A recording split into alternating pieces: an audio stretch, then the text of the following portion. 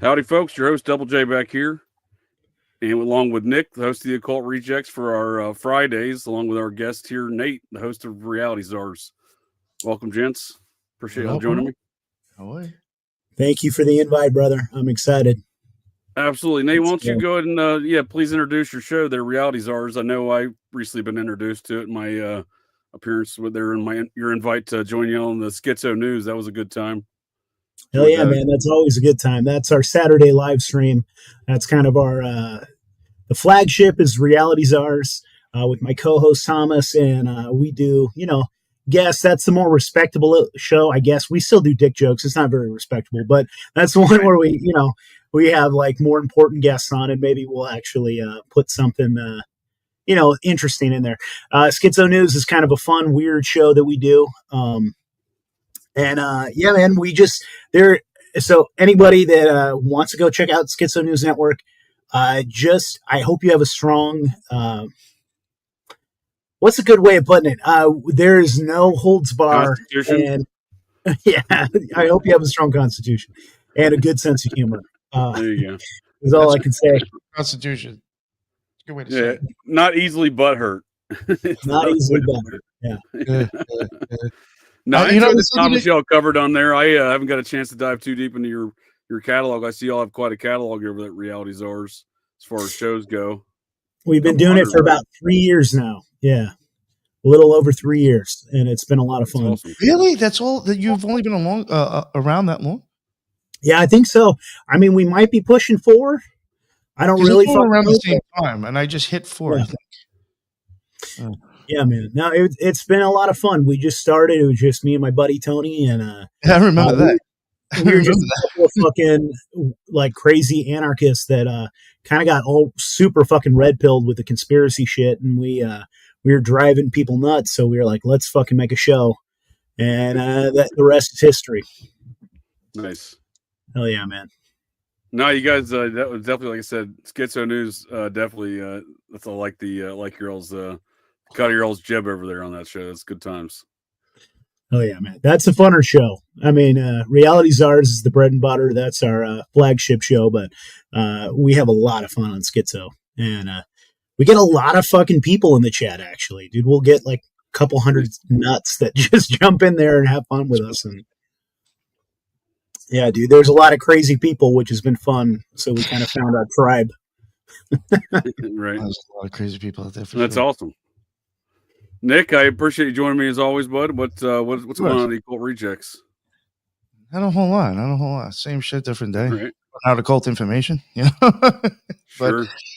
But yeah, really coming up here in the next week or so that you're working on any new shows inbound? There's somebody that we're going to be recording that I think is going to be extremely interesting. That is a very old person who I think has inspired a lot of occultists and possibly was a huge influence in Crowley. And I don't think too many people ever I've never really even heard anybody ever mention the guy's name before. So I'm looking forward to that. Should be a really actually deep kind of almost documentary on the guy. So I'm looking forward to that. What's the dude's name? What's his name? Imp Pedicles. Oh, that sounds like an evil name. Yeah. No. But I mean, just even throw this out there. The guy's from 500 BC. And some of the things that he kind of talked about that he theorized with the eyeball is like still used today, or was built off of. So I mean, 500 BC. How does somebody know about the eyeballs? Yeah, I mean, where did he live? What part of the world? Italy. Sounds Greek. In a Greek area in Italy. I forgot. I was thinking somewhere in the Roman Republic right then. At that point in time, maybe he knew Cincinnatus. Cincinnatus was a leader of the Roman Republic of Greek heritage at that time. So, sounds like they, speaking of scientific wonders that exist from that same time frame, those are the Edina mounds. Those things can't be. Not only can we not really engineer those things today, as far as these advanced notions of science, like you're saying, like with the eyeball stuff there, all this mound stuff from that era, we can't replicate the size and the structures of these things. Yeah. Or the time that they last, right? I mean, we build structures that last 100 years, and these things have lasted thousands of years. The stuff that really interests me are like some of the underground.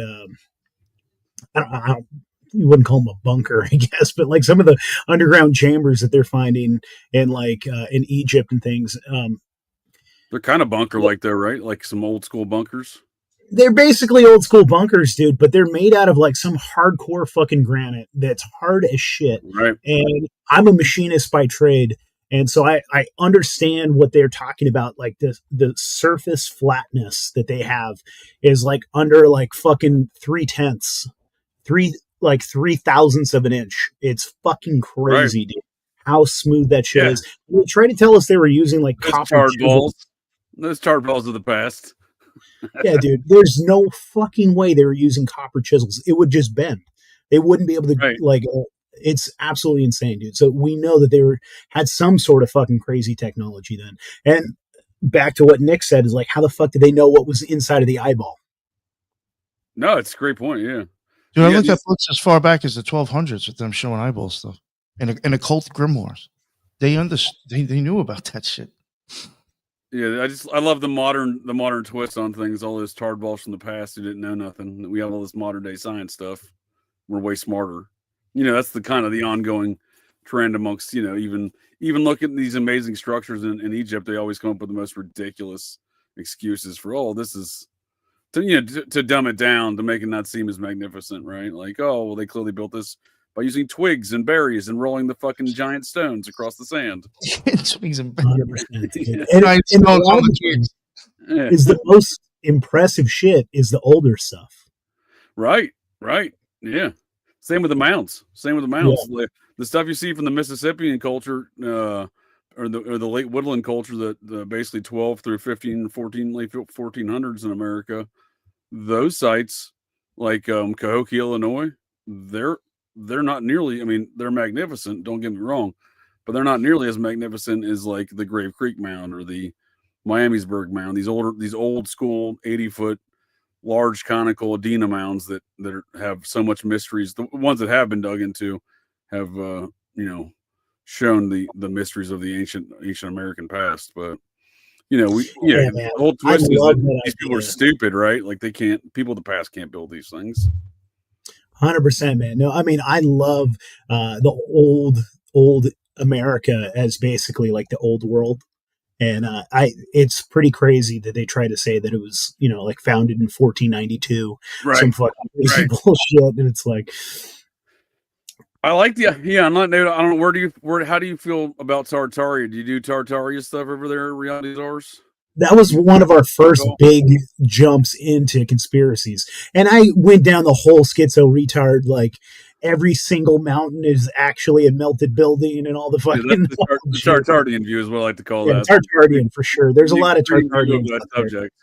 But there's some legitimacy too, dude. And I think that's where they poison pill a lot of shit and they make people sound crazy because they want you to just be able to be dismissed instantly, But yeah, dude, I absolutely put some...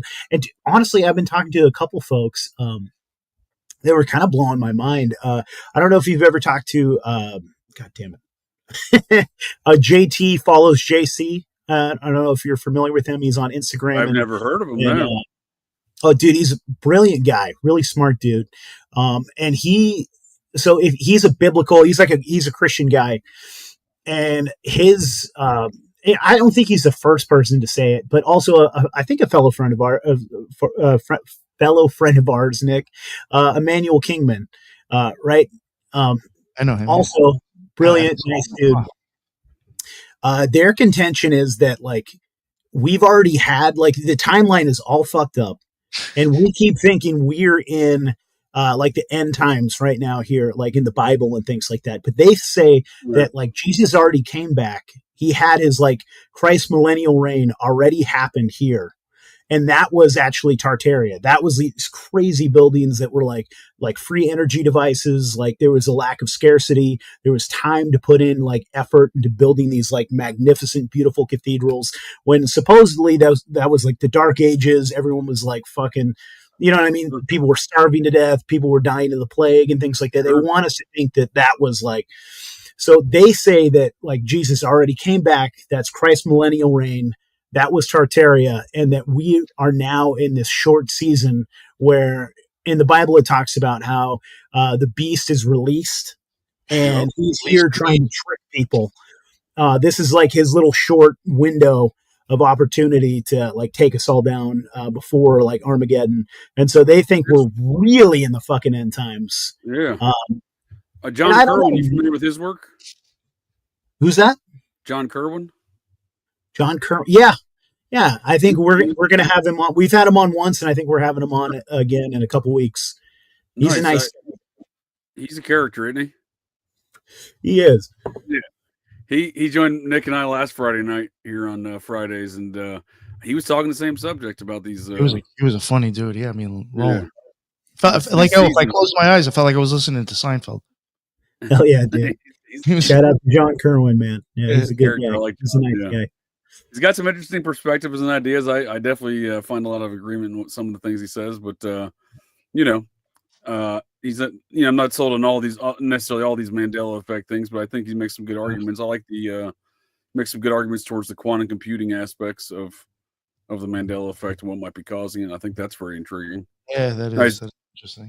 Definitely puts on a good show. I like his presentation, but yeah, he was talking about. I hadn't really heard of these seasons before, and I'm not exactly an uneducated Bible man myself. I graduated the Mormon seminary at the age of 16, so. Definitely been many years, but I definitely studied the Bible at one point in time.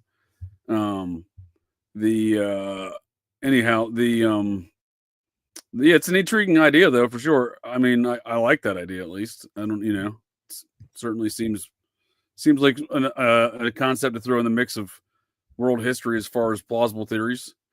I think so. If you take the Bible literally and I'm always like half of me does, and the other half of me is like it's all allegory and it's all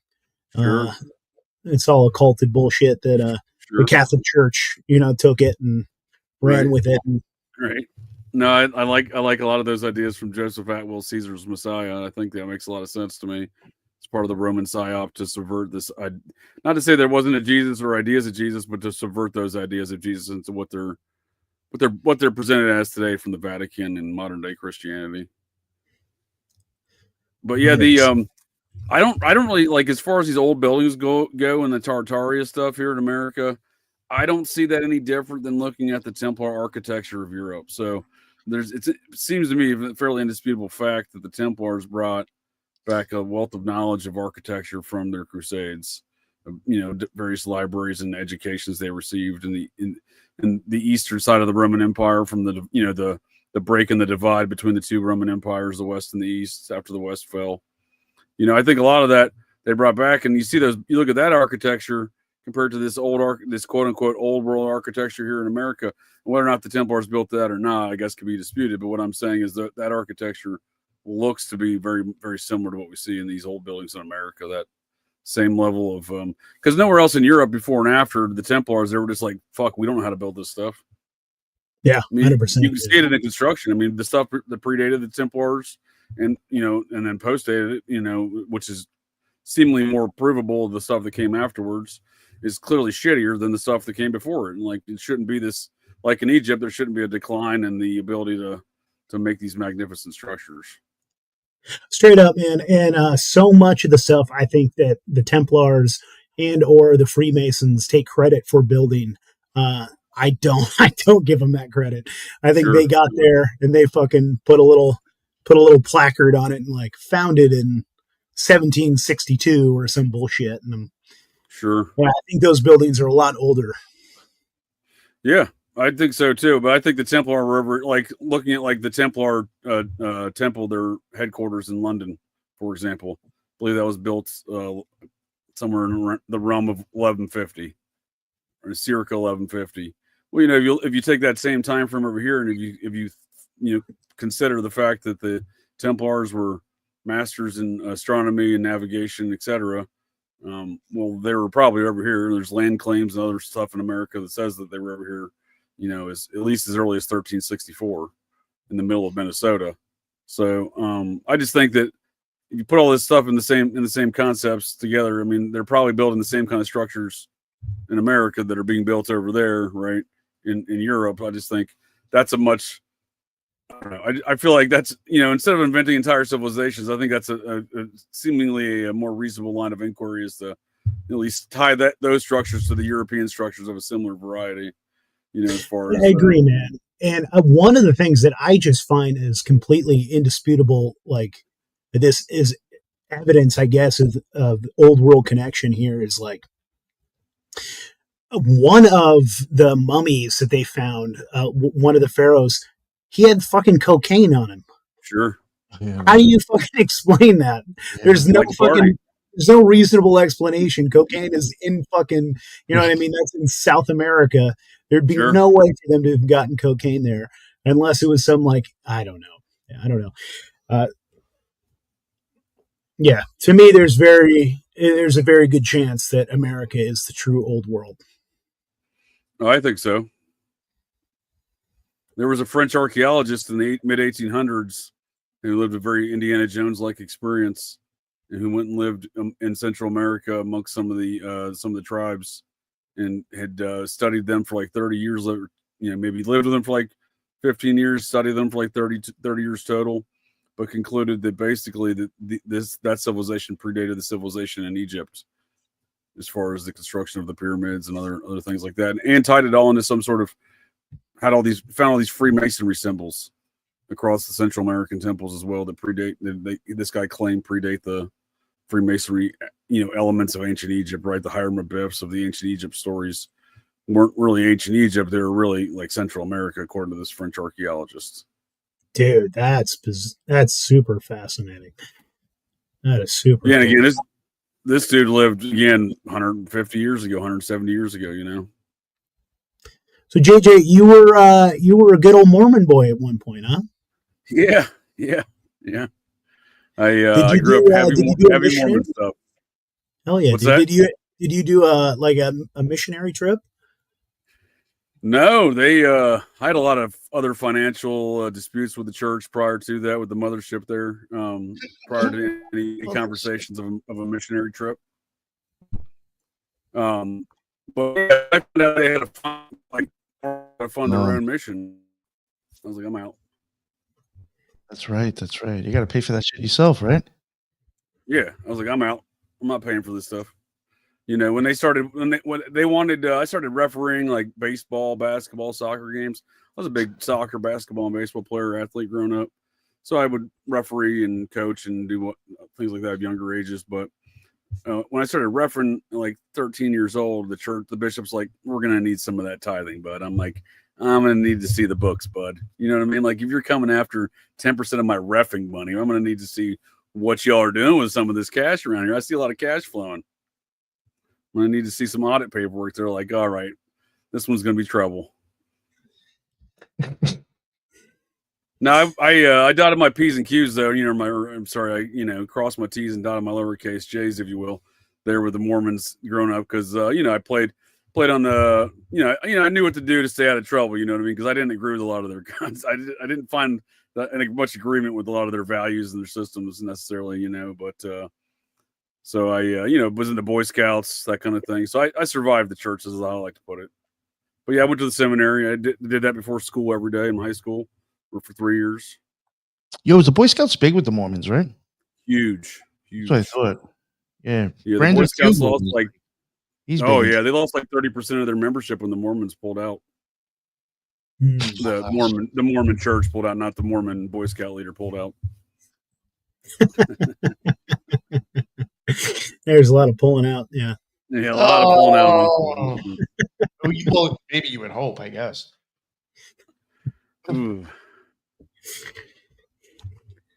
The special underwear, that in the temple, you got, some folks wear it 24/7, but you definitely got to wear that special underwear in the temple. I've definitely worn it in there. I've went to like 4 temple trips as a teenager.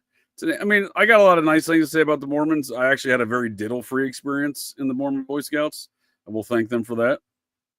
They got a lot of weird stuff going on there, man. From like spook stuff to like $120 billion slush funds Like, you know what I mean? I got a lot of grievances that I will not air out necessarily today with the Mormon church, but you know, there's some shady stuff going on for sure. Always has been with these ancient alien cargo cult bastards. 100%, dude. One thing that I heard about the Mormons that I thought was pretty fucking base, though, is they encourage everybody to have like basically like a bug out bag and an insane amount of fucking food. Like they're preppers from way back. Like the Big Mormons time, are ready, dude. And then the other thing that I found out, because I have a friend that grew up Mormon, and they were pretty poor. His dad had like 12 kids because you know he was a good Mormon, and he was telling me that like there's a dude that shows up to your house every week and goes like, okay, how many kids? Right, wife, married. What's your budget? Okay, so you need 3 gallons of milk, 4 loaves of bread. Like, how much fucking chicken thigh do you need? Whatever. And he says there's like warehouses like Costco, and they just give you like a fucking thing, and they're like, here you go. And you just walk in and you just fucking grab what you need and you go. Like they have a form of social. That all sounds extremely accurate. Yep. They're called family home teachers. It's part of their intelligence network internal to the church. They keep you in line. They get you some supplies, They generally have a smile on their face while doing it. Wow. That's wild. I've never heard that. Yep. Though, I will say that's a lot more Christ-like. Go ahead. I was going to say it's a lot more Christ-like than your average evangelical. I was going to say the same thing, actually. And the other thing that I appreciate with the Mormons they do is these systems like you're describing, they don't let their membership stay on food stamps and government subsistence, because they actually hate the mothership in Utah hates the U.S. government. So they're not going to let that happen. So they do. That's the other base thing about the Mormons. Yeah, they fucking. And I heard that at one time, I don't know if they still do this, but like at one time you had to like swear an oath against the American government to like reach a certain level of whatever the fuck it is in the Mormon church. I thought that was pretty fucking based. Folks soon forget that for about 45 years, really, that the Mormons existed in what was then Mexico. And when the United States, the Mormons had to make up. The Mormons had to quote unquote denounce the plural marriage situation there. I think it was circa 1892. So they were off the reservation literally for a number of years and not part of the U.S. government. So there was an agreement and negotiations throughout that time to find to eventually come back into the United States. However, another thing that's often overlooked is the financial support the Union had in winning the Civil War, courtesy of the Mormons. I didn't know that. What I do find fascinating is that they used to be, and maybe still are, right, an enemy to the U.S. government. But like, dude, the spooks love recruiting young Mormon boys. That they're like fucking 30% of the CIA are little young Mormon boys. You're preaching to the choir, friend. I spent 20 years in the Air Force military police and was recruited by every agency you can consider to either get out of the military at some point in time or after I retired. So yeah, they do like, if you have Mormon in your personnel file, which I do, because I was a practicing Mormon for the first couple of years, I was still in the military, when I joined the military. But yeah, they'll hit you up. Yeah, they like Mormons. Mormons, they, for whatever reason, yeah. I mean, there's probably a lot of reasons, but yeah, CIA, FBI, heavy Mormons. A lot of that was kind of the joke around what's his name, right? Howard Hughes and his Mormon Mafia, the current and former FBI, CIA guys that were all Mormons that he surrounded himself as a security element. Yeah, I mean, I guess if you think about it, they're good at keeping secrets. They're straight shooters. They're honest. They're I can get it. I see that. They're like, yeah, you got a whole bunch of corn-fed white boys that are ready to do what they're told and keep their mouth shut. As Nick was saying before, the high prevalence of the Boy Scouts within the Mormon Church amongst the youth. I mean, again, I was one of them. That attitude, I think, is highly recruited amongst those agencies as well. They want this. As much as the non-boys, they don't want the Boy Scouts at the top of those agencies, but they want to have that appearance at the bottom of the agencies, right, amongst the the general population. Yeah, I could see that. Oh yeah, dude. Yeah, these cults and the way it's. I mean, Mormons obviously with a lot of money in the history in the like some of the founding families of America are the ones that are behind the creation of the Mormon Church. So I think that's why they have such prominence still today. But all these cults, especially these ancient alien cargo cults, they love to they're all these cargo cults are also ceremonial magic cults as well at the same time. Like they do both of those things. Mormons included ceremonial magic stuff. Jesus is an alien stuff, lives on Kolob next to his dad Elohim, that kind of stuff. It's near the star Sirius. All these secret societies venerate the Sirius star system or whatever. So but they all seem to want to infiltrate politics. I mean, Mormons more flagrantly it seems than others, because they've been pretty open. Some of that war with the U.S. government has been pretty open about making this a Mormon nation. You know what I mean? Including when Joseph Smith tried to run for president, and the fellow Freemasons bang bang. What do you think about this whole thing where they're doing this alien kind of push, dude?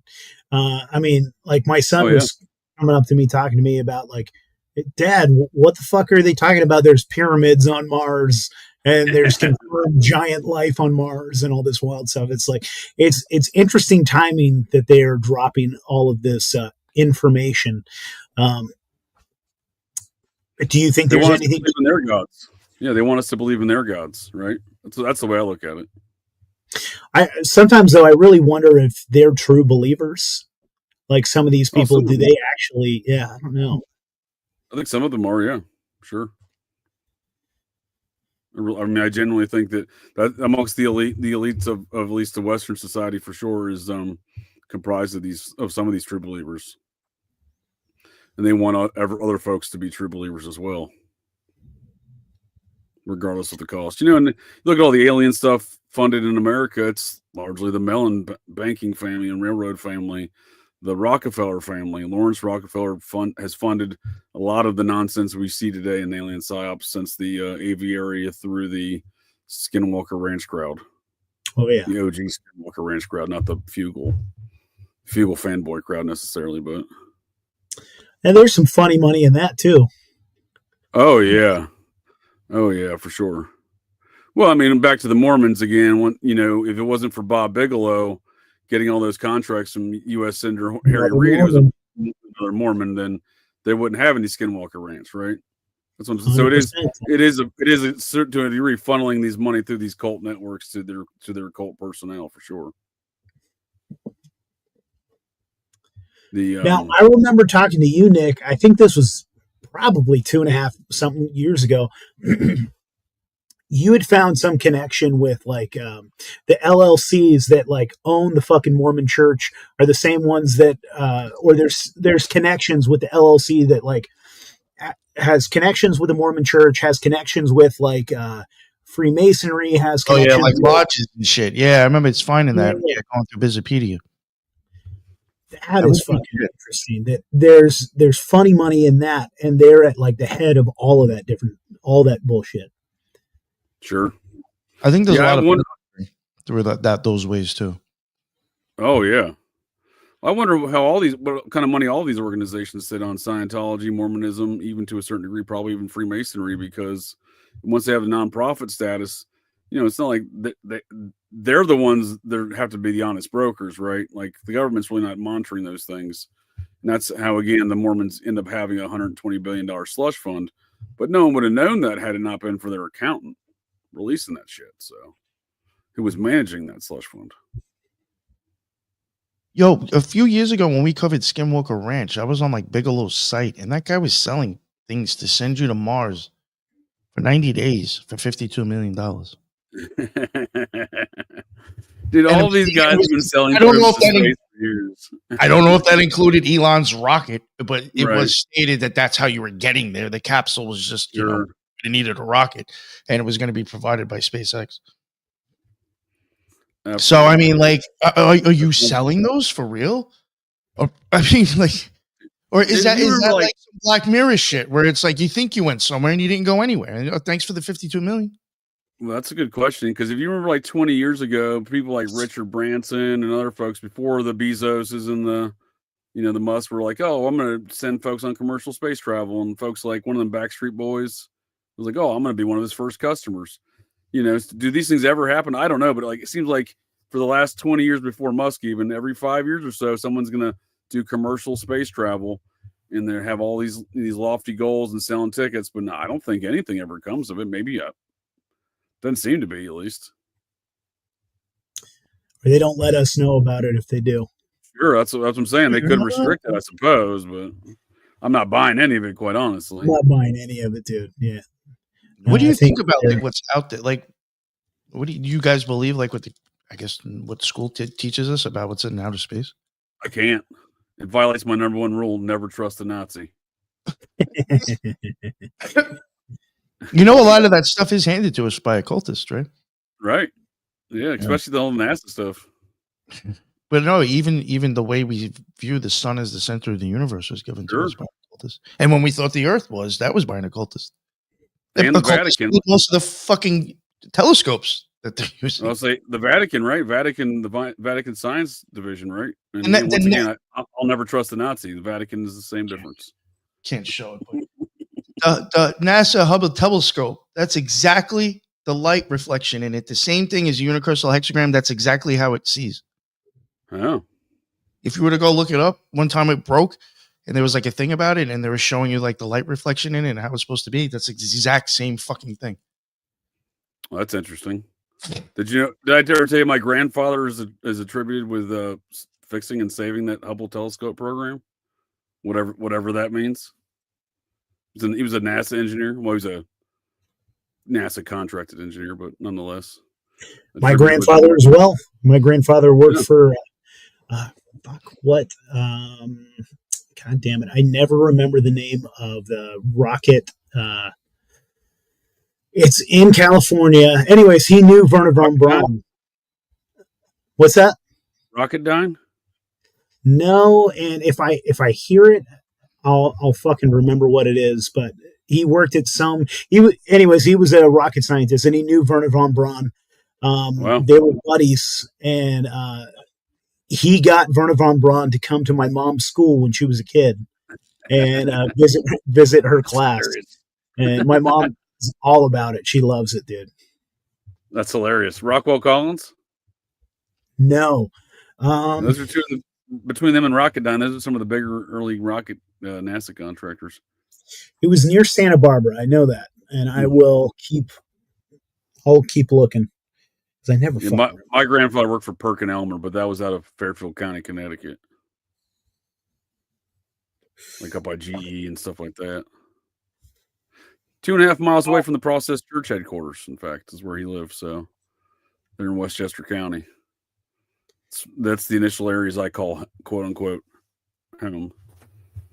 But that's a big defense contract area there as well. Like I said, GE's headquartered out of there. A couple other NASA contractors.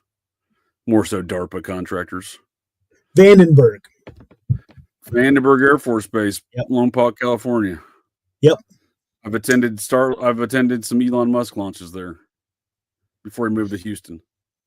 My Air Force days. My one of my dudes was the head of security there at Vandenberg. Right on. Yeah, I don't know exactly what the fuck like my grandfather's title was. He was in the Marines and he fought in World War II. Yeah. He was in the Pacific Theater. And then he became some sort of fucking rocket scientist after that. And then he became a doctor as well. He was an interesting guy. He was an OBGYN as well and like helped a bunch of people, like gave birth to a bunch of people. Yeah. Was he a Freemason? He was a Freemason. He absolutely was a Freemason. Yep. Mine was an OddFellow, I believe, not a Freemason, but same difference, right? Yeah, I think you have to be a Mason to be an OddFellow. So it's like a branch off. Oh, is it? Well, at least it used to be that way. I think you can become an OddFellow now, but back in the day, yeah, to be a Shriner or an OddFellow, you had to be a Mason first. Yep. Yeah. Yeah, they're all kind of the same in my book. They all function and they all, I actually do find a lot of validity in the way like folks like Bill Cooper describe these as the ancient Babylonian mystery schools. They all kind of equal into one at the top. Yeah. Yeah, that makes sense to me. Yeah, so I don't look at them any differently as a result of that. If they're all one at the top, they're all branches of the same machine, They're all the same what are we talking about here? They're all the same organization. Yeah, I like where, I don't want to interrupt the flow of this conversation, but I figured I'd tee up a couple of these. I like where our discussion's been going so far, but I do have a couple of things I wanted to tee off here as far as other discussions. Get your topics on there, Nate and Nick both. I know it's something Nick and I have talked about, and folks have wondered about this subject in the past, and I find this subject to be the good example of the ridiculous nature of what I like to call meme world 2024. And that is the former assassin John Hinckley. If any folks of the interwebs want to book him for any folk music shows, maybe even spoken word, I'm not sure what he does. To book a show, send an email to johnhinckley413@yahoo.com. Went ahead and retweeted it for the man. I follow him on Twixter just because I think it's ridiculous that the guy that shot President Reagan is gonna fucking. Oh, why don't you bring him on the show? Right, should invite him on. Bring him on skits. Right, there you go. There you go. What the fuck was going through your mind when you did this? Right. His art is for sale on eBay too, by the way. There's links in his Twixter profile. And Nate, did you see the clip here of the intro? The Buffalo Bill looking fella. It's actually a clip from the Works too, with doing the little Buffalo Bill thing. But I overlaid that audio over a video from this transgendered fella who went on a stabbing and murder spree back in May of this year. But prior to that, attempted to get me to hire him as my PR rep. That guy? That guy, yeah. He was very adamant about me hiring him as my PR rep. I told him, it's great. I don't need a PR rep. And he was like, no, sir, I'm not going to take no for an answer kind of attitude. And he was very adamant about it. And I'm pretty sure he wanted to stab me and wear my skin as a coat. That's where I'm at with it right now. His name's Buffalo Jared. I call him Buffalo Jared, like Buffalo Bob. But his name's Jared Revisa. And he murdered like his quote unquote boyfriend on May 25th before going on a stabbing spree through a AMC. That was in Connecticut, Deep River, Connecticut, just near the Massachusetts border. Drove an hour to Braintree, Massachusetts, near Boston. Stabbed 4 girls in a movie theater. Ran out of there, quote unquote, smiling like Jack Nicholson from The Shining.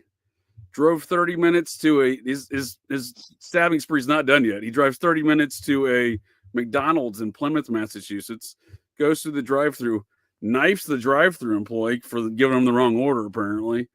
Or I'm not. I get that one. That one makes sense. That one kind of computes. Yeah, it gets better. You might agree with the rest of his actions at that McDonald's. Then he pulls to the front of the building, runs inside. Stabs another employee, runs outside, drops his pants and pisses on the front of the building, and then gets in his car and goes on a high-speed chase where he wrecks it and flips it.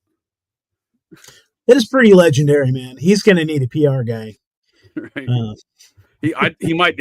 He's the one who needs the PR guy, right? Not me anymore. He's like, I got to call him. Like, hey, heard you need a PR guy.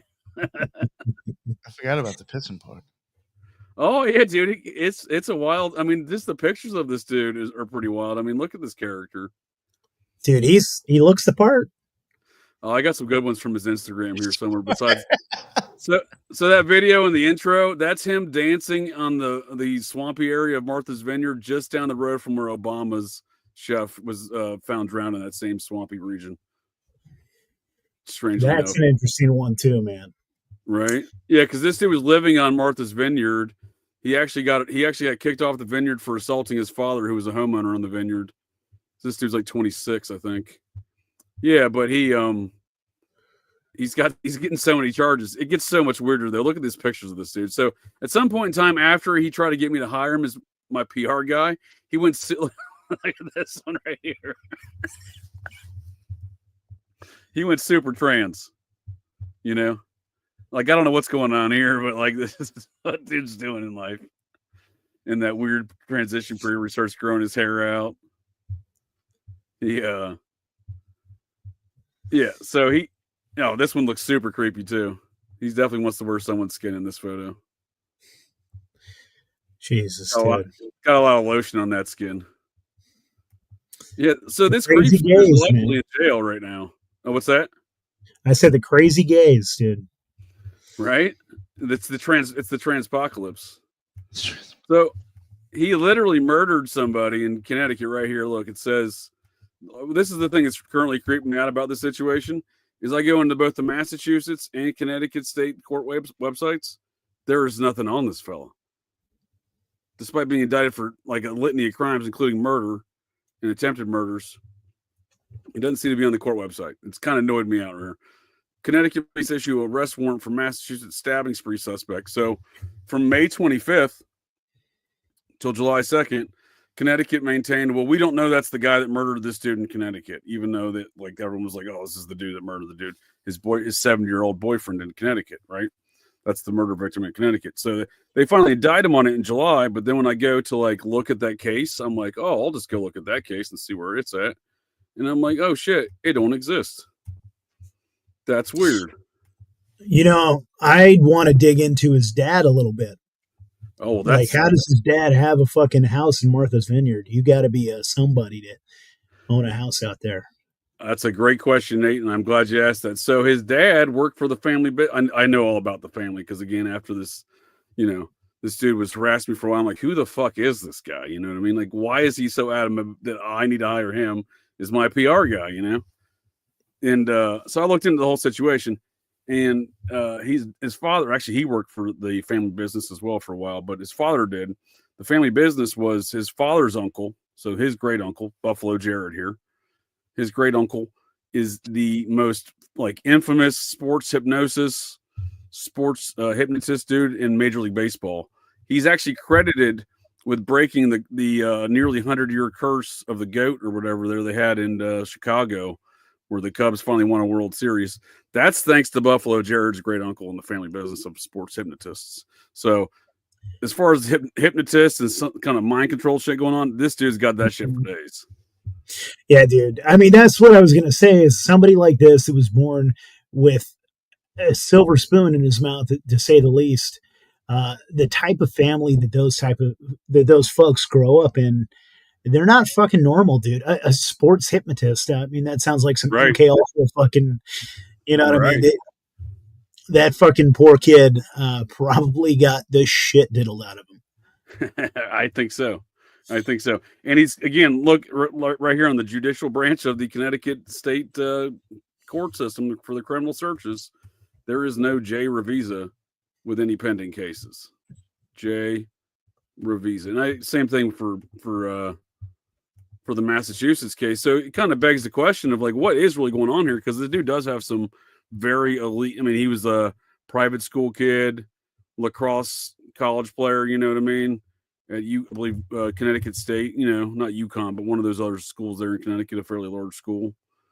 So I mean, the kid had a very wealthy upbringing, and certainly of a, like you said, his father living on Martha's Vineyard is of a level of class that, I would expect some kind of shenanigans to be going on, could be going on. If shenanigans are going on in court cases in the justice system in America, this is the type of character in the class of people I would expect that to occur in. What else I find fucking interesting is that these celebrities and these elite, I don't know, man, they don't have the same type of relationship with their children that we have, right? Sure. Like, to me, my fucking kids are everything. Sure. And I look at someone like fucking Megan Fox. She has 3 fucking kids that are trannies. Right. What the fuck are you doing? Yeah, like how'd you strike out 3 times in a row? I can understand percentages wise, maybe 1 out of 3 or 1 out of 4. But like fuck all 3. There's something wrong there. Oh, totally. Charlie's their own adopted 2 boys from Africa said, "Congratulations, welcome to America. You're now a girl." So yeah, they don't care about their children in the same capacity. It's more of an accessory for some of these folks. It's a sacrificial thing too, right? Brad Pitt and Angelina Jolie's kid, that one's going tranny too, whatever the fuck its name is. Like, yeah, they have this weird inversion. That's part of their religion. They have this fucking gender fluid.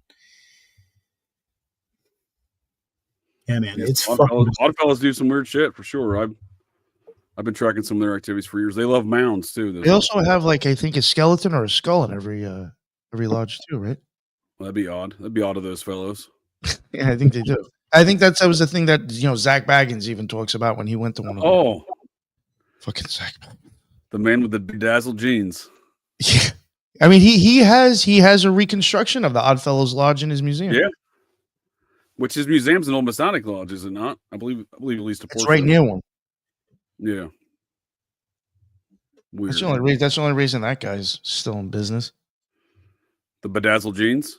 Well, besides that, different understanding than most people have, I guess. Or he's part of a club. You know what I'm saying? Sure, I was gonna say, I presume, he's part of a club, right? Yeah. He's very good at creating characters and playing. That he's obviously not. I don't believe that's really him. I think he's playing a character on the screen. I don't even know who the fuck Zach Baggins is. Oh, guy from Ghost Adventures. Okay. Yeah, I don't pay attention to any of that shit. Yeah, I think him and Aaron are both very good actors. He's got a big museum out there in Vegas as far as paranormal, I guess artifacts, if you will. Yeah, I don't know. The idea to catch ghosts on film anyway in the first place seems to be something that was instilled really through like things like Ghostbusters. You know what I mean? Having all these gadgets and cameras out there trying to capture ghosts. And We've tried captured on pictures. You know what I mean? Yeah, we've absolutely tried. We've had some weird fucking encounters, man. We have a paranormal team out here, and we always try to go and try to find some of this stuff. Yeah, that's true about Scientologists. They think that's just old alien. They're just kids are just old aliens in young bodies. That's what they want. Yeah, dude. I mean, I think a lot of these folks are Gnostics, and I think that because Scientology is borderline Gnostic, right? Yeah, Scientology is basically Mormonism with a technocratic bend to it, right? But Mormonism is 100% Gnostic. Everything that I know to be Gnosticism, I was instilled those same ideals were absolutely instilled by the Mormon Church in my mind at a very young age. And if you really truly believe like the Gnostic, I guess whatever theology or whatever the fuck it is, you have a different perspective on the value of life. Sure. Because, you're almost doing somebody a favor by killing them or killing yourself.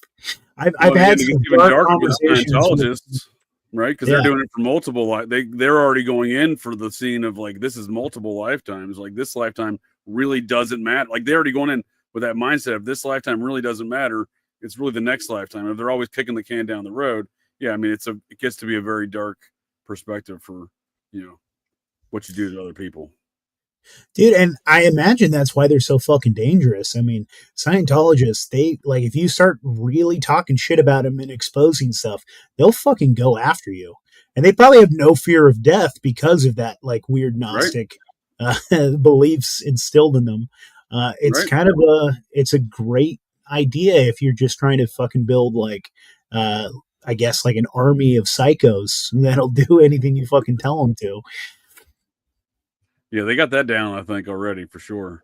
But there's all these. That's what there's. They obviously get a lot of heat, and as they should. I'm not trying to diminish that necessarily, but I think a lot of times folks also don't pay any attention to other cults that go on with the same sort of wild belief systems. Some of which continue to perpetrate their wild belief systems, even though their leaders are sitting in prison for a couple hundred years, like the Nuwaubian Nation and Dwight York. Something Nick and I talk a lot about here on both of our podcasts. When you're talking about having a confrontation with a Scientologist, my first thought always goes to my confrontation with Nuwaubian. Exactly. Yeah, they ran up on you so fast. Why don't you share that story, Nick? That's so the aggressive nature of these folks. We wanted to cover this cult, and the cult leader ended up going to jail for 130 years for drugs and kid diddling and all sorts of shit. And it's associated with tons of hip hop artists actually. Oh yeah. And there was a spot in Brooklyn. That's where it started. And when I was living in New York, I was like, fuck, this thing's an hour away. I was like, I'm just going to drive down there and I'm going to film this motherfucker. So I went down to it, parked my car, went across the street. Zero fucks. I'm taking out my camera stand, setting it up on the fucking street, putting the camera on, filming it. What the fuck can you do? You know what I'm saying? You really can't do anything, in my opinion. So I did that. And then I got my other one, the other little camera, and I took that out and filmed some shit. And then I got in my car and I went kind of down at the corner and sent up my drone. and sent that up and started filming the building and shit. And this fucking dude starts running up on me, holding his phone, like aiming it at me like he's recording me. And he's like, "What the fuck are you doing recording my building?" I said, "What the fuck are you doing running up on me with your fucking phone on, recording me?" Like, I was like, "What's going on here?" And he's like, "Well, you know, you're not really supposed to be doing that." And I was like, I said, "Why?" And he's like, "Well, why are you recording it?" I said, "Now this place is all decked out." And I said, "The architecture is insane." And then I said, "I'm an occultist, so I find this building, like, you know, interesting." I said, the work is great. And like, I think that threw him off. And like, this dude just like, he started being cool. And then all of a sudden it was like diarrhea of the mouth. And he's like, "Oh yeah." He's like, JayZ did the first video he was ever in was inside this lodge. The first video he was ever in, he's like, "Wu-Tang's come down here and hung out." Like, you started just telling me all these fucking people.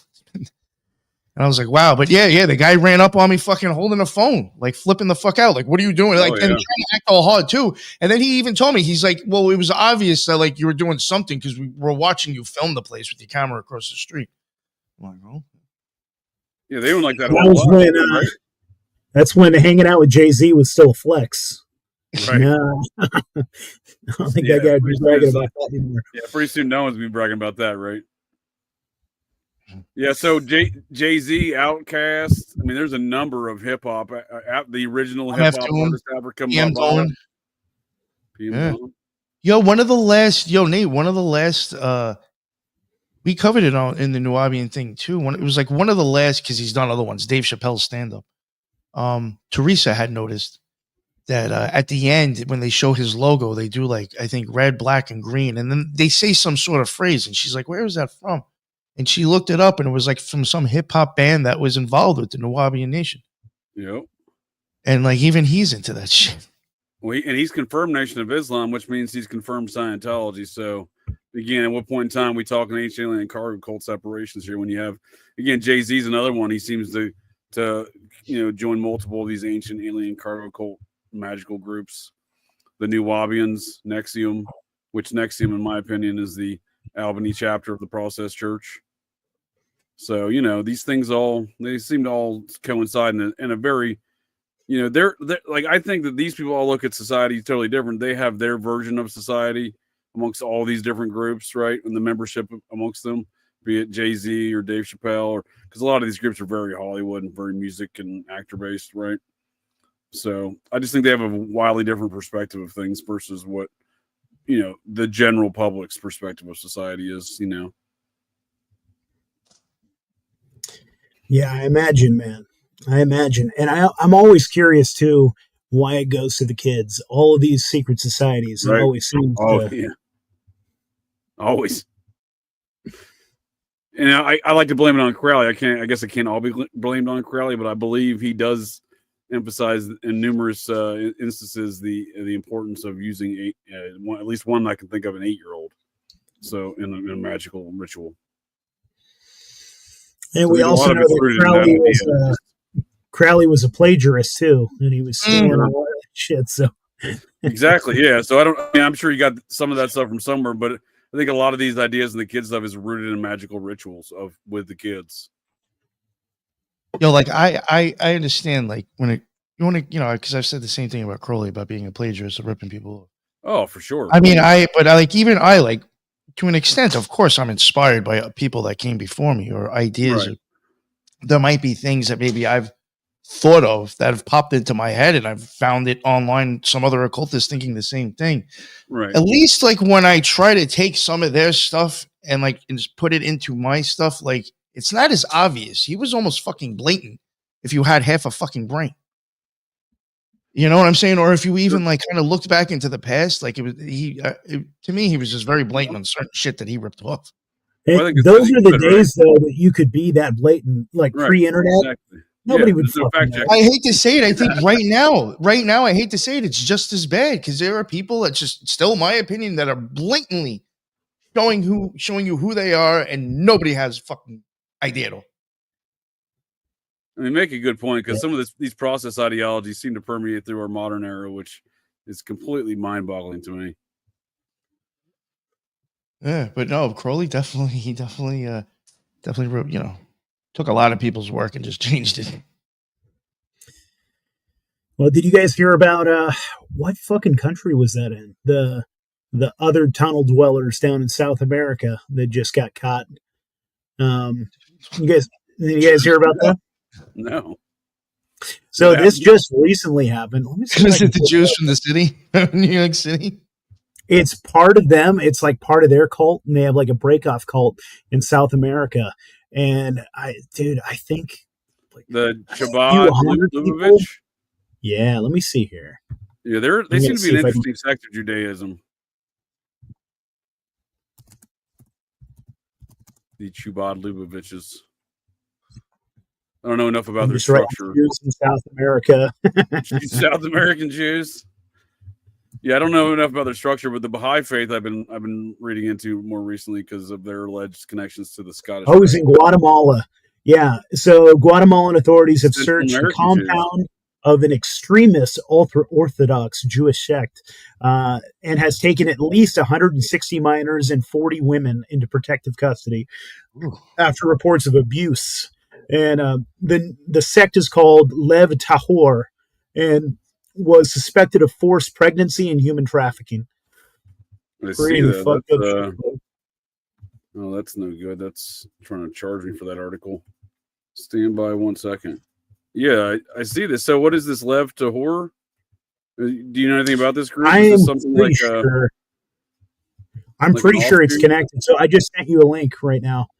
Oh, there you go. Oh, you have it pulled up too. Yeah. The Times of Israel, aka the source of all Jewish news.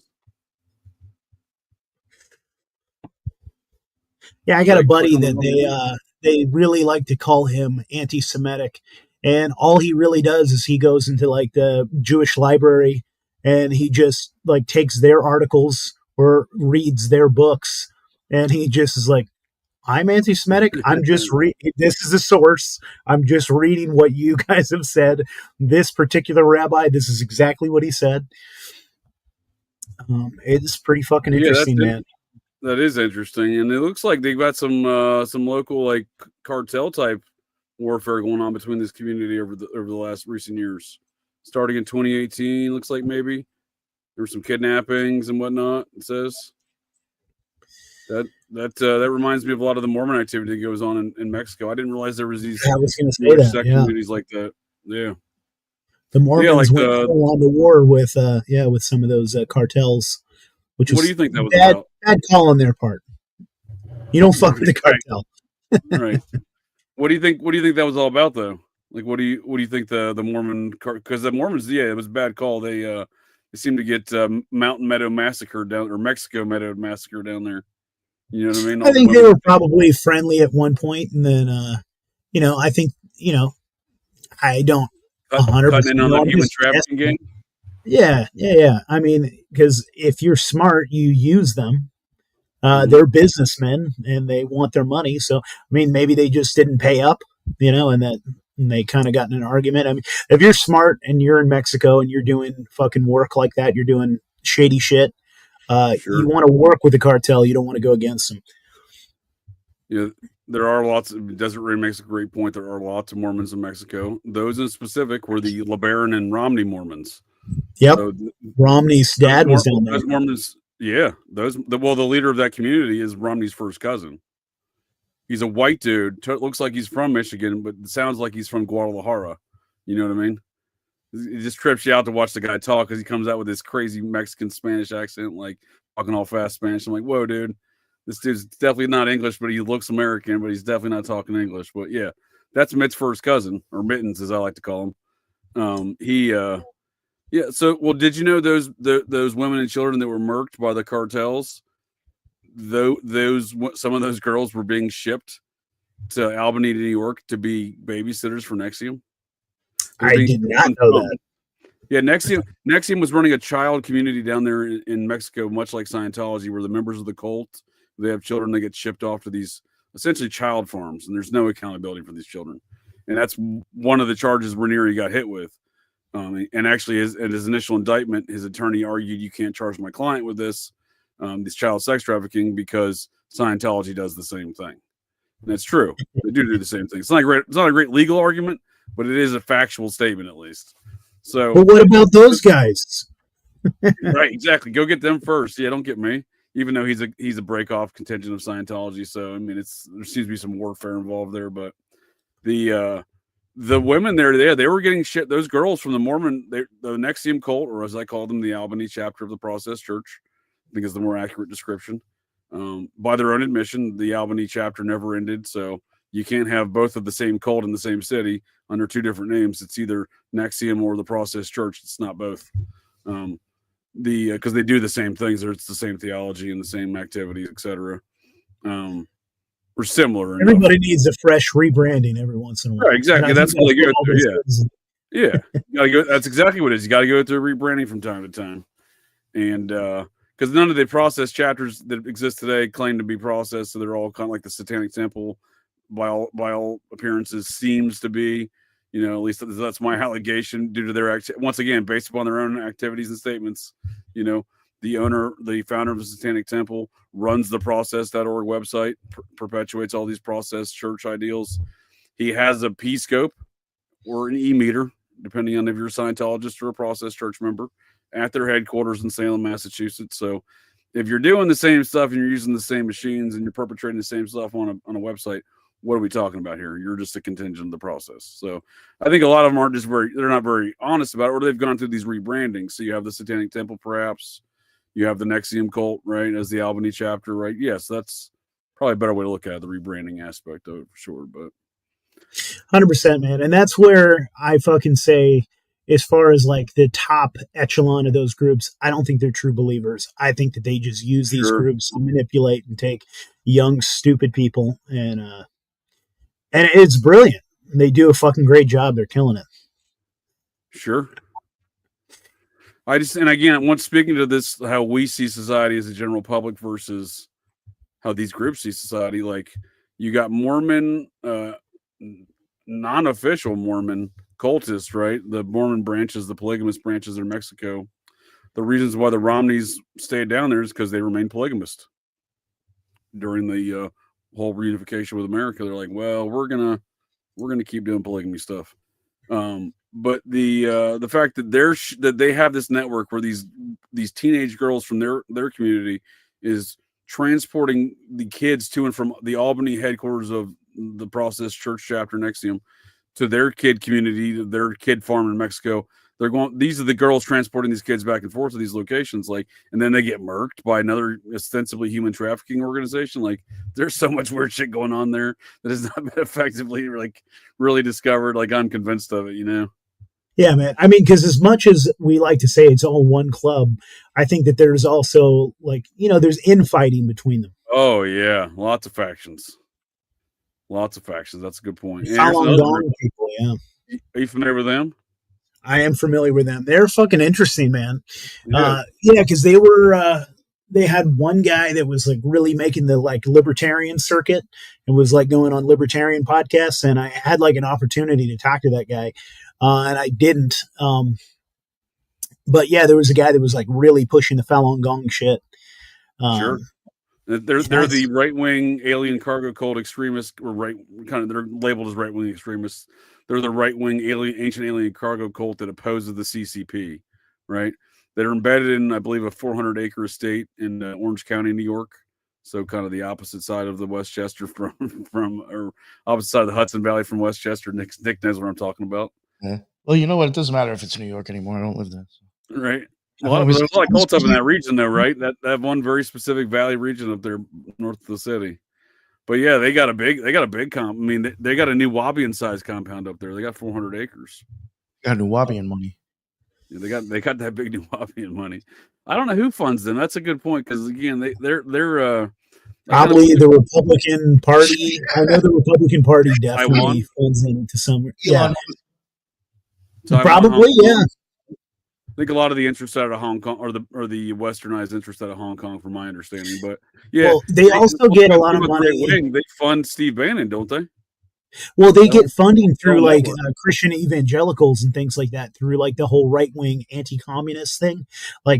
you'd be surprised how much money like comes from church, like church tithing, because all those churches are tied together too. They're like united fucking churches. There's this bizarre thing where they like, because that really came out with the post poke, right? I don't know what you can say on YouTube, the Rona stuff. That like through the cough stuff, right? So through like Operation what is that, 201 or whatever the fuck it was, they were Project 201. They were doing things like they wanted to have like a unified message that was going out to the American church, and so they like made all these weird backdoor connections, and that's why you were getting like churches telling their congregants like, if you want to be a good Christian, and look, Jesus would have gotten it because you have to do this for your fellow man. You're going to protect them too. Like the American church was super fucking compromised. I mean, this is one reason why I kind of quit mainstream Christianity. I was like, during that entire time, I was like at a mainstream church, and they were like the first ones like to buckle. Right? They were the big ones to buckle, where they had like masks on, and they wanted you to have like negative tests. They wanted you to like show up, and you had to like download this app. I can't remember what it was. It was on my old phone. And so you'd like make a reservation to go there.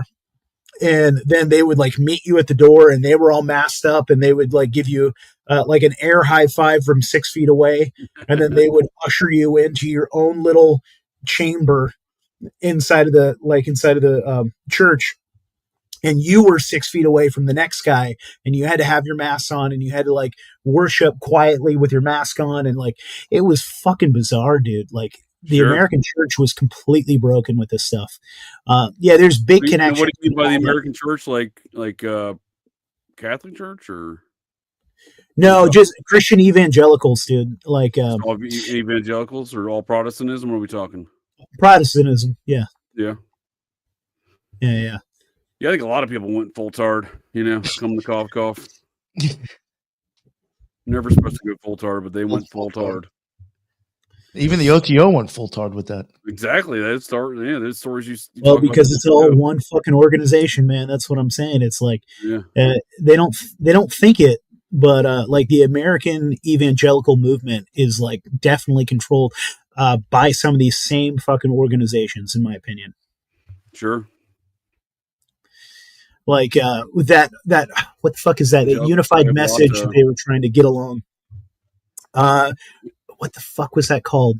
Nick, you probably know what I'm talking about, where everyone like all the news media, every like corporation, they all did the exact the rollout that they did. Where everyone had to do the same fucking thing. I can't fucking. Oh yeah. You see it on screens where everybody's the news blast out of the same script. 100%, dude. Yeah, the church was part of that. And like the wildest thing to me was like some of their other things. They were like, "Hey, black people probably aren't gonna do what we tell them." So what they were doing is they were literally sending like basically like CIA agents to like black barbers and stuff, and they were going to the barber shops, and they were telling the barber, "Hey, this is what you're going to tell them, this is what you're going to say," and they would pay these barbers to try to like get their clients to sit there and get the jab too. Like the infiltration was crazy, dude. Sure. Damn, that's wild. That's crazy. And the incentive structures that they did too, like they were giving out tons of gift certificates to Waffle House and all kinds of things. Like, yo, I'm gonna be honest. I finally, I have obviously, since I'm in North Carolina, there's a Waffle House every fucking 4 blocks, but finally went to one, and I have to say I wasn't all that impressed. No, dude, they're like a dirty black Denny's is what they are. I was like, I'd rather go to Denny's. Yeah, honestly. Or even IHOP. Definitely not. They're not known for their food. They're known for their fights. Waffle House. Speaking of total control and propaganda, what the hell is this? Macaulay Culkin and Kim Kardashian did a Santa. I just saw this yesterday. They did some sort of Santa baby thing for Christmas. Some video. I didn't even watch the video. You think he got to hit it? I mean, who doesn't at this point? I imagine, right? That's probably. Yeah, this dude. I mean, this dude's in some creepy stuff. Speaking of process church related stuff, which is what I like to, especially as of late, last, Nick and I probably did. We probably did about 4 shows this year alone, at least on that on the Occult Rejects. I've done a couple on mine here, on the process church. But Macaulay Culkin's always of interest to me because he's made a with all the pizza stuff, with the Pizzagate stuff. He kind of got outed as having this Pizza Underground cover band, but it's a cover band for the Velvet Underground. And Lou Reed is very much associated with the process, the lead singer of the Velvet Underground. I believe he's. Oh wow, really? Alive. Yeah, there's it's never been confirmed, but he's definitely been rumored and is clearly associates with a number of those people. So then for me, it creates very noided thoughts in my head when I see Macaulay Culkin, who has a Velvet Underground cover band named the Pizza Underground, and he just does an endless amount of weird shit in his life. Like, this dude to me seems like an important player in some weird dark shit. Probably diddled himself, of course, of his upbringing, but. Yeah, man. I wonder how many weird connections that my family had. Cause my mom loved the Velvet Underground. She would tell me about she's been to the concert. She's met all those people. My dad used to sell fucking acid to Charles Manson. We probably have some weird fucking connections, man. Yeah, it's fucking bizarre. I don't know if my mom was a fucking sex kitten. I was going to say, sounds like she might have been yeah, that dirty old whore. Now she loves Israel. Yeah, I mean, did you ever look into a lot of the stuff surrounding Macaulay Culkin and his pizza-related band here? I haven't, man. I've just briefly I've heard about it, but I don't know too much about it, honestly. I know Macaulay Culkin's a fucking weirdo. No, for sure. I don't think he played at Comet Pizza, but he played down around the corner on the 16th Street venue, about 3/4 of a mile away from Comet Pizza, maybe. I took Nick by Comet Pizza on his tour of DC. I used to live in DC for many years and had been recently living there again until just a few months ago. But yeah, Nick came by. Did you guys at least go in and get a slice? I believe Nick did. I didn't go, but he made a friend out front of the place. Oh, yeah.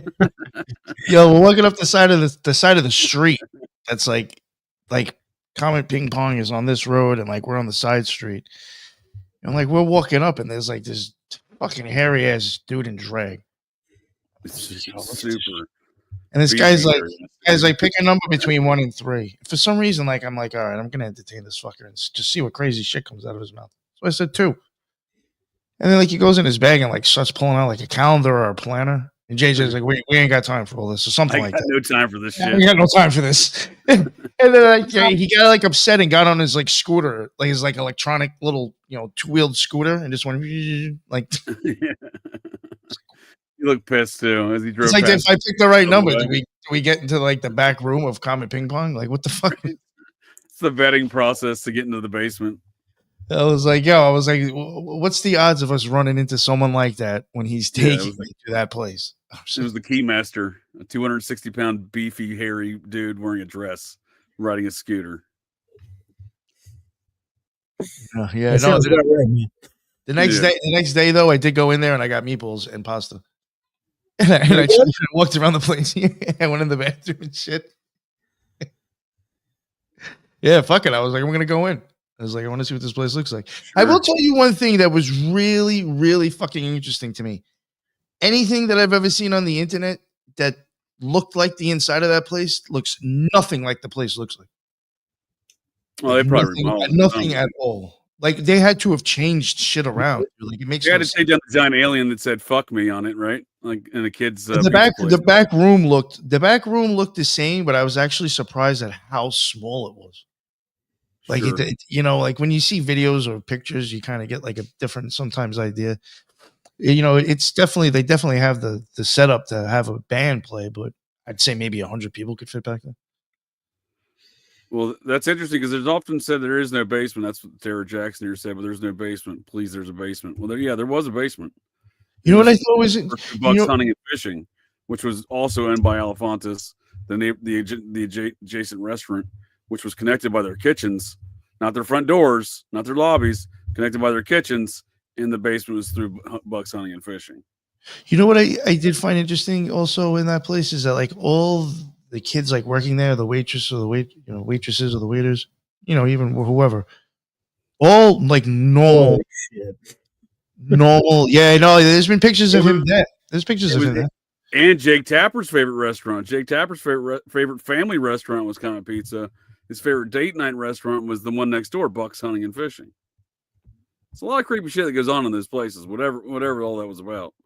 Yeah, what I was going to say, though, all the kids that work there and shit, they all looked like clean cut and normal, but like the bartender, I don't know, that dude.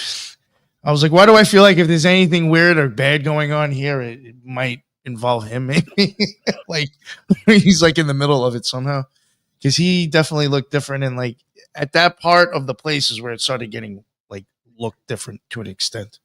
Sure. The bartender has seen everything, dude. That's what I'm getting at too. I mean, yes. He's had to see John and Tony Podesta's butthole shaking on top of that bar on their private birthday parties with whatever's going on there at Comet Pizza. That's where that's where they did their private birthday parties. And one time they had Alfontes come over to Tony Podesta's house where he had a pizza oven in the backyard, and they had the party over there. I got way too into the subject, you know what I mean? Tracking these fools. That whole block was suspect. Best of Pizza, Politics and Prose bookstore, which is deep in the Clinton machine. The kid that shot the place up, the Comet Pizza place up, the alleged shooter that is. His father was connected to the Clintons and the Haiti Foundation across the street from the Comet Pizza place. The foundation was, and the whole thing is just, whatever was going on in that block was some dark shit.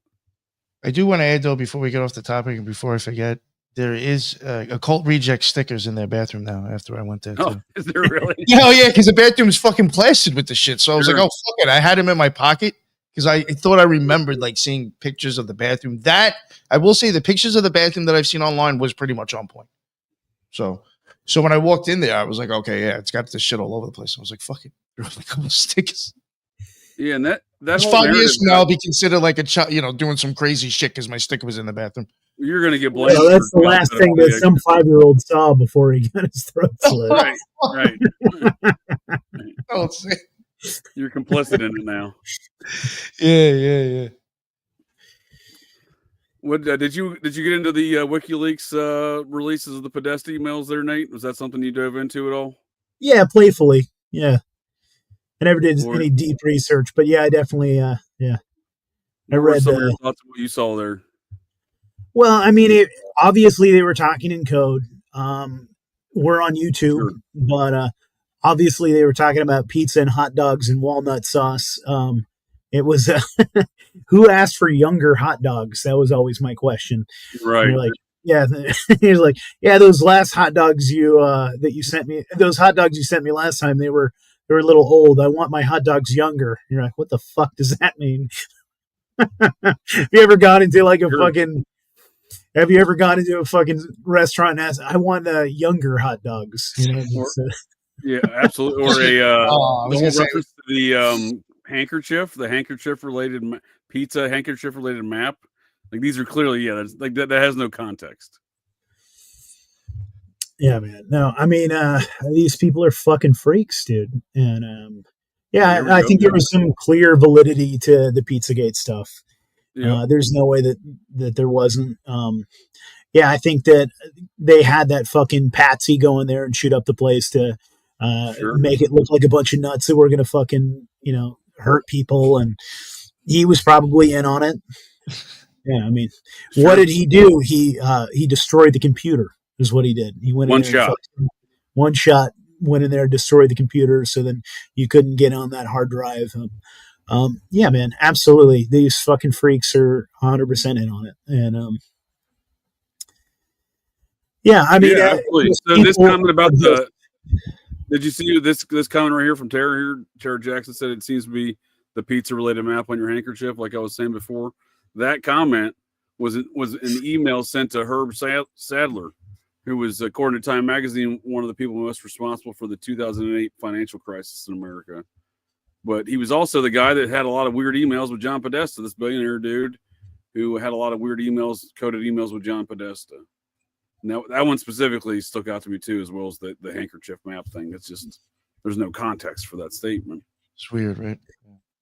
And then you also have what I can't remember that dude's name, but he was the guy that supposedly did the majority of the debunking, right? And he got arrested for child molestation. Yeah, exactly. ABC guy, I believe, right? Mm-hmm.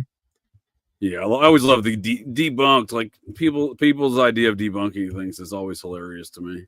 They're all Snopes level debunkings, and that guy's debunkings were the same. But yeah, he was definitely trying to dispel the ideas that were going on surrounding these coded messages, despite WikiLeaks. So if it wasn't for Julian Assange, the reason why folks know those coded messages and the symbols with the swirls and everything, those are all things WikiLeaks released as early as 2009. So to me, I went back through this whole, after reading these emails, went back to a lot of the WikiLeaks stuff that I missed. I was on active duty. I was fighting wars. I was doing other things.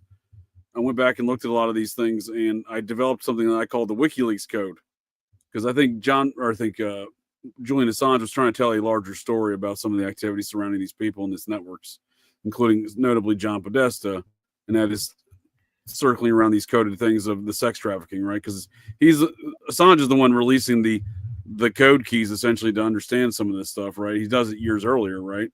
But I'm saying if you take his work collectively and look at it that way, I think he is trying to paint a larger narrative. I think it is important. Like some of the stuff, his releases were timely as well. Like this is the current WikiLeaks, because it was taken down for a while, but this is the current Podesta WikiLeaks repository of information, their database.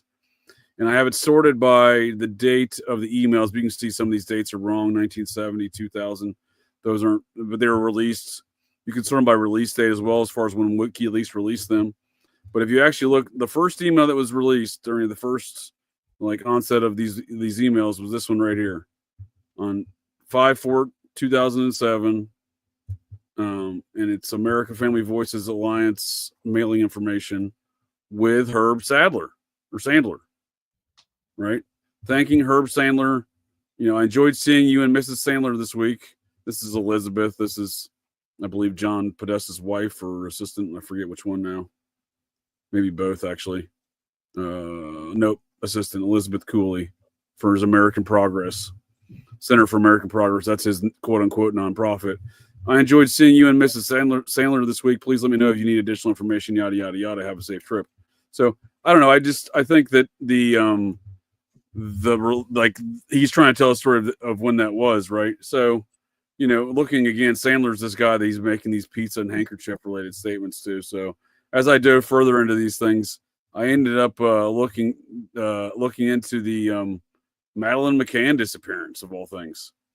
And lo and behold, folks connected, maybe not necessarily folks realize how well this person right here, Ghislaine Maxwell, is connected to folks like John Podesta, but they are connected fairly more than one way, very, very closely. Mostly through the political and power angles of America, because the Podesta brothers were very powerful in America.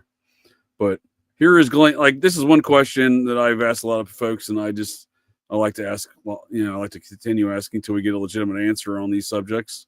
Why does Ghislaine Maxwell, somebody who's a pilot for numerous land and sea aircraft or air and sea aircraft, submarines, boats, helicopters, planes, she's a rated pilot for these vehicles. Why does she look like the suspect in the Madeleine McCann disappearance, who was alleged to be a pilot trying to get the girl to escape out of a port in Portugal? You know what I mean? These two things don't seem all that separated to me. And again, when I went through all the WikiLeaks, this is kind of where I ended up, was asking these kind of questions. Have you ever seen this? Are you familiar at all with the Madeleine McCann stuff? Either of you? I mean, yeah, very peripherally. Yeah. So this suspect, drawing from May of 2007, she was seen at a port, I think like an hour and a half there from the beach town in Portugal, said to be looking for a young blonde girl, noticed by numerous eyewitnesses.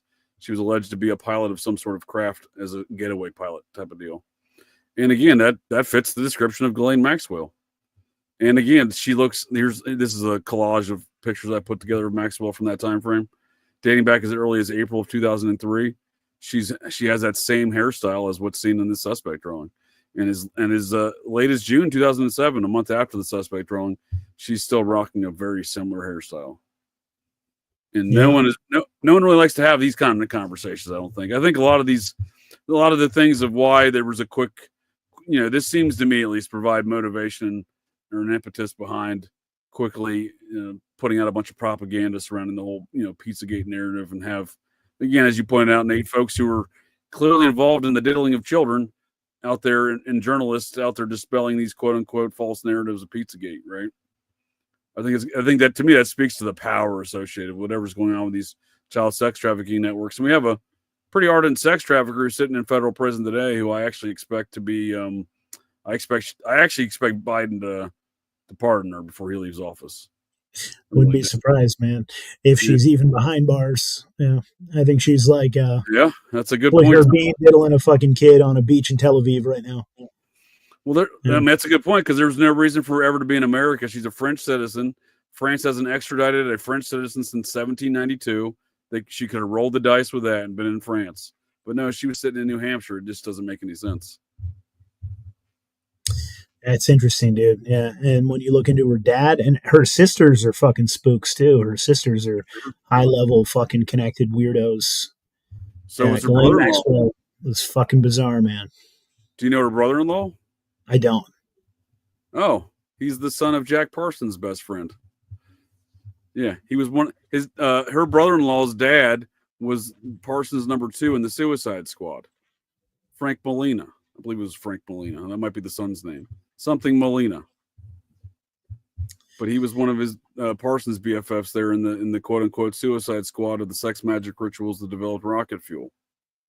So, yeah, I think there's a strong occultism thing that doesn't get, when folks mention the name Ghislaine Maxwell, it's not occultist that comes to mind, right? I think same with Jeffrey Epstein. I think both of those, there's a strong occult undertone to both of these narratives that are often ignored. Yeah, man. I often, they don't talk too much. When they talk about Jeffrey Epstein, they talk about, kids and him getting jerked off, when he's doing massages or whatever. Right. But they don't really talk about Zora Ranch much. And the interesting stuff he was doing over there, he was almost like making an army of little homunculuses. He wanted to have his own little master race that he was creating. And I find it fascinating too, like some of that, like his connections with all those high level scientists. I think that was kind of a way he was making his own, like, obviously they were doing cloning and things over there. They were trying to extend life and things. And because that's what all of these like high level fucking psychos, what's his name? Yeah, it's transhumanism, 100%. Yeah, dude, they're trying to live forever. Yo, I said that multiple times, Nate. I totally agree with what you're saying. It's like, I do understand that other stuff is important to find out what's going on, but there was like a huge, other like weird, creepy stuff that guy was involved in that we heard nothing about. You heard a little blip about it, and well, what's going on with that? This guy was basically like a Nazi eugenicist. And that's what it always comes back to. I think, Hitler and the rest of them, they were all fucking giant eugenicists, and they were all giant occultists. I think they were all part, and like them getting pardoned and brought over here, I think that was also, very important. And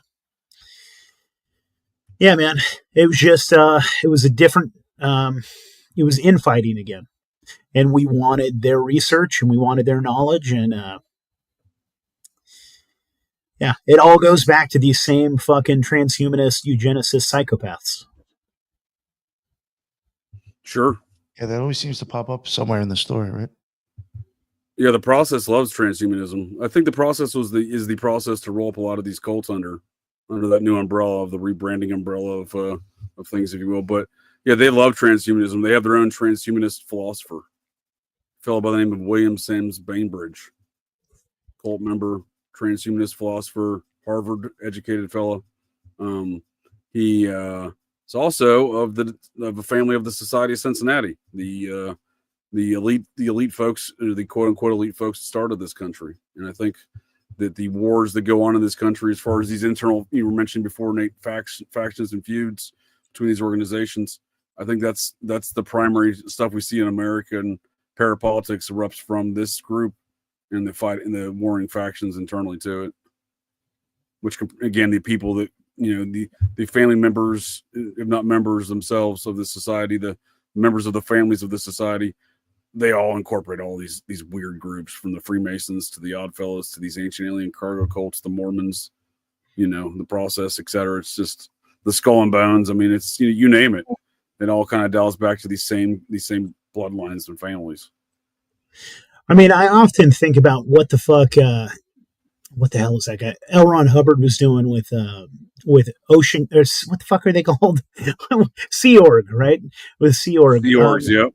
Dude, you can get away with so fucking much, dude, if you're on like international waters and things like that. Sure. There's so many always, you know what? They're always funded. Who is that? Peter Thiel. Peter Thiel is the one that always funds these fucking shenanigans and different ideas that they're trying to do. But they were trying to do this was a very libertarian thing.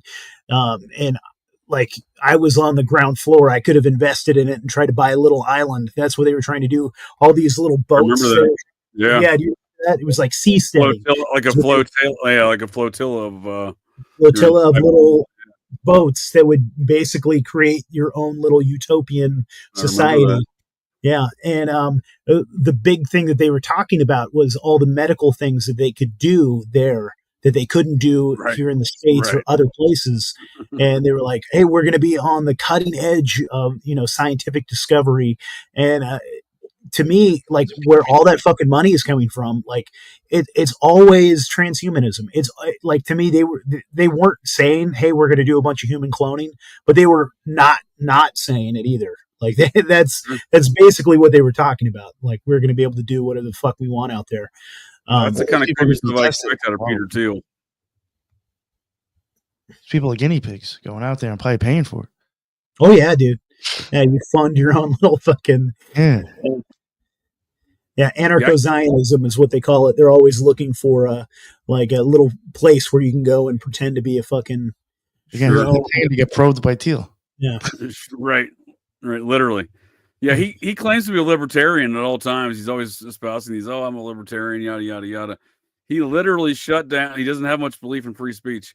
He literally shut down Gawker by funding Hulk Hogan's lawsuit against Gawker because Gawker outed him as not only a gay man, but a gay conservative man. So they ruined his profession. I didn't hear the gay part.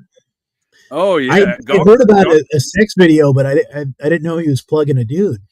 No. Hulk Hogan wasn't, but no, Hulk Hogan was banging his friend's wife, I believe, or something to that effect. Okay. And Peter Thiel had previously been outed by Gawker as being a gay conservative, which in Silicon Valley, you really can't be a conservative. And within the conservatives at the time, you really couldn't be gay. So they kind of ruined Peter Thiel's life. So he's like, I'm going to do everything to ruin Gawker, right? Now, I also question if there was any play with whether or not Gawker's responsibility played into that, as far as that lawsuit from Peter Thiel with the Epstein Black Book, because they're the only folks that would publish Nick Bryan's article and the Black Book. This the story goes, but either way, Peter Thiel hates freedom of speech. He's, as far as any ideas, he's proven himself otherwise, it seems. Yeah, dude. Yeah. Well, he's heavily invested in pre-crime. Oh yeah, well, he's heavily invested. That's like thoughts now; they're controlling your thoughts. So him and Epstein were clearly in a war of sorts. They were combating each other and funding AI. I think that's a story that's yet to be told. I don't know if I'm ever going to tell that story. I know I was looking into some of their financing of what they were doing with AI. This is like 8-9 years ago, and Peter Thiel and Epstein were both at the front of funding AI projects. It's weird. Yeah, there might have been a little rivalry there, huh? Because Epstein liked little girls, and and he probably liked little boys, so they had a little. Oh, maybe it actually worked out. You never know. I think both were trying to operate out of MIT at the time, and at the early onset of AI, there was a lot of weird stuff going on out of MIT, deaths and other weird financings. There's always some weird espionage type activities that surround these guys, Well, there was some whistleblower, some AI whistleblower just the other day. He got hung, killed himself. Killed himself allegedly, right? Killed himself, yeah. Is that just like Peter Thiel's boyfriend who threw himself off the 20th floor building in Miami? Something like that, some to that degree. these mistakes. That's what I'm saying. These espionage type of deaths and activities always surround these guys like Teal and whatnot. Teal's very, very much involved in a lot of national security stuff.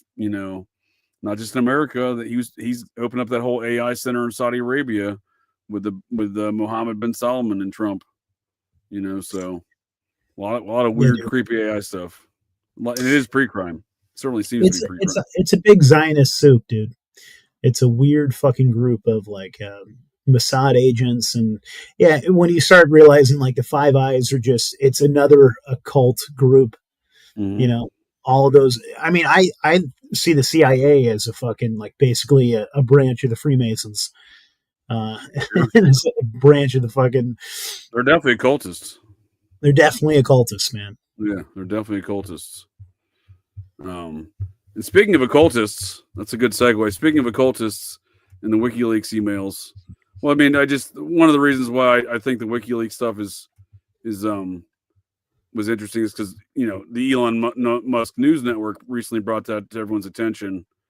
But there is the WikiLeaks emails again. That is, where folks, whatever he says, I mean, everyone's going to pay attention to it, right, wrong, or indifferent. But I think he does bring some legitimate points to some things, and this one included. But relative to occultism and the Podesta emails, you familiar with this one? A Thelema favor. The librarian from Yale is writing. This is John Podesta's writing John Podesta to ask him for a Thelema favor, which was a one-on-one meeting with Barack Obama. Podesta was at the time in 2014 was Obama's senior advisor. Podesta's been running the White House since Vince Foster killed himself. Podesta ran the war room for the Vince Foster cover up. So Podesta's been in the power since then. Yeah, man. I just see things like this. Podesta being on Ancient Aliens. He almost, his friendship with the folks like Peter Levenda. He almost seems like a Typhonian type dude, right? Yeah, dude. Good guy. What the Thelema favor is? I mean, you got to know what that means, right? You're only using that in the context of the person that you're writing the email to. John Podesta understands what a Thelema favor might be. That's interesting. I mean, they have to. I would assume that they understand what that shit means. Right. Yeah, it can't be ignorant to occult ideas or occult orders, whatever. And it seems to have some weight to the importance of the use of the word, because it's a one-on-one meeting with Barack Obama to almost give weight to the way they're using the term Thelema. Speaking of gay occultists, Barack Obama. Yeah. What are your thoughts on Obama's heritage? Kenyan? I mean, probably his mom was a sex kitten. His dad was obviously an asset for the CIA in Africa. Sure. I mean, I think that his stepdad was an asset too, though, right? Yeah. He's kind of surrounded by, I believe Lolo Soetoro was the Standard Oil guy over in Indonesia. So that's good old Barry Soetoro, dude. Yeah, he's I think he was clearly like an asset. He was born from like a sex kitten and an asset. He's been raised by these people. He's probably abused by these people. I think that he was put in place. How about this idea? So how about he's maybe not Kenyan? How about maybe he's the son of an Indonesian sex cult mystic, Islamic sex cult mystic sex cult leader named Muhammad Subud. Yeah, dude, none of it would surprise me. That's where I think his dad is. Yeah. So you know the lady that Loretta Fuddy, she was the health department representative from the state of Hawaii that released the birth certificate. No, I'm not familiar with her, but yeah. Well, she's gone. She died. She died. She was the sole death in a plane that seemingly crash landed safely into the water, where all occupants were in life jackets, including a video of Miss Fuddy before she allegedly drowned before they got back to shore. Sole death in that. And she was alive in the water with a life jacket on, confirmed by, strangely, somebody was shooting a video of all the occupants, and then later she just didn't make it back to shore. but she was the head of the Sue Bud cult in America, the lady that released his birth certificate. It's interesting, man. I honestly don't know why these people keep participating in the cult when it seems that it's a very dangerous thing to do, and you just end up dying. Like, you're going to die anyways, man. I think it's ego. They're short-sighted, blinded by their egos, because I think all occultism, you have to have a big ego. But yeah, so Lola Sotoro and Barry's mom both had connections to this cult in Indonesia. Some Islamic mystic sex cult. I don't. It's, now that I think about it, I don't know their alien belief system, but I'm quite certain they have one. But yeah, so it's just weird that the head of that cult it's weird that Barry looks like the cult leader. Number two, it's weird that his parents have connections and friends within the cult.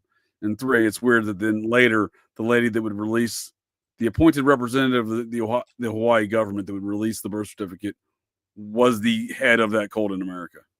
Just very bizarre. That is fucking very, very bizarre. Yeah. And then, of course, she's dead. So, dead folks don't answer any questions, obviously. And I'm sure if she had a lot of questions, she could have answered about a lot of these subjects.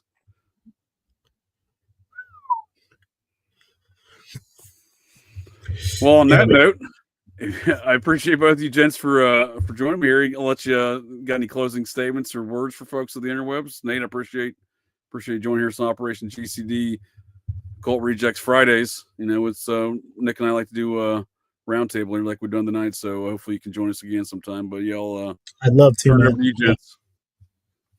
Got any parting words for us, Nate? Don't trust Elon Musk. He's a piece of shit. I'll second. And to be fair, by all virtues of his actions and activities, he seems to be an ancient alien cargo cultist involved in some sort of weird sex cult business with all those kids and rumors that have circulated some of the activities of his home. I think the biggest thing that I can say is anybody that is pro-transhumanism or is lying about space is not your friend. They're not pro-humanity. He's not pro-free speech. He's perpetuating all kinds of different lies. Him and fucking Ben Shapiro, like holding the hands and getting all friendly in Auschwitz, another lie. All of these things. I didn't realize they teamed up. That's a scary duo. Yeah, absolutely, dude. Yeah, they went to Israel together, and then they went to and held hands in Auschwitz and prayed together, and who knows what else they did there? Yeah, sure. Yeah, I think this is a good comment about Elon. He could be a Raelian. That would make a lot of sense. I agree with that. Kanye tweeted out their logo, and got kicked off Twitter. Yeah. Yeah. Kanye tweeted out the logo. Yeah. I could see him being Raelian for sure. That makes sense to me. Well, I appreciate you guys having me on, man. Yeah. That was fun. Nick, any closing thoughts for the folks of the interwebs? Appreciate your time too, bud. Great. Not really. We're gonna second what Nate said. Don't trust Elon Musk. Love you, Liza. And that's about it. And check out the Occult Rejects on all major podcasts, BitChute, Rumble, and YouTube. All right. Yep. I will also recommend folks check out the Occult Rejects as well. For a lot of the conversations we've had on there, I fielded a number of questions recently regarding smiley face killers and Process Church. A couple other videos I pointed folks to over the work we've done over there, Nick, on Occult Rejects. Yeah, you've done a ton of work, actually. A lot. highly recommend a lot of those shows. Definitely going to be checking out some more Reality Czars. I definitely enjoyed the Schizo News show there, Nate. That's some good stuff. I highly recommend that. You guys are also welcome anytime on that show as well. Oh, we love having you guys on. Nice. Appreciate it. Yeah, I'm working on a couple projects, Operation GCD style, but my primary focus is unraveling this mystery I kind of laid out the outline for on Wednesday night this week on my show, The Legend of Abner Vance, one of my forefathers, and how he's very likely in all probabilities, all likely probabilities, he's the son of George and Martha Washington, and that's a whole different American history tale that's embedded in why my distant cousin JD Vance is currently the vice president. So those two subjects are not far apart. But all right, well, I appreciate that. All this time, folks, the interwebs. Hope you all enjoyed. And Nick, Nate, Appreciate your all's time, Nate. Welcome back here anytime. Maybe we'll have to talk some ancient world stuff on some on Operation GCD show or your show here sometime in the future, and definitely appreciate it. Absolutely, man. Thank you. Well, that's it. That's the show here, folks. So the next time you're out on the town, visiting your local watering holes, or perhaps just meandering around, and you hear the unmistakable sounds of metal clanking, and you spot signs of a disturbance, but check your six. Look in that garbage can, 'cause you never can tell. The GCDs may be loose in your town.